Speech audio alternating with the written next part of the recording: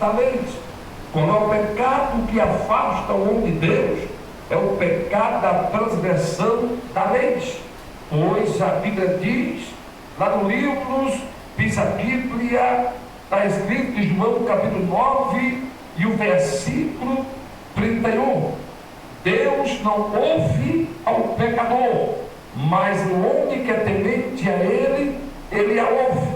O pecador que ele está falando é o pecador transgressor da lei, é o que transgride a Bíblia ou a palavra de Deus. O que é transgredir a lei?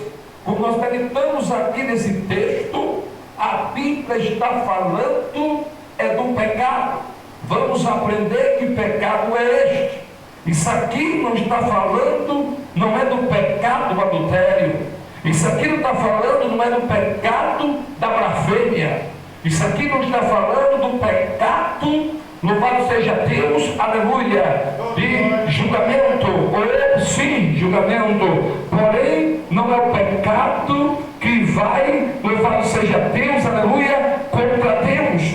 Esse pecado aqui é o pecado que vai direcionado à alma do homem. Por que a alma do homem? Porque quem peca no homem é a alma. Quem vai prestar conta com Deus é a alma.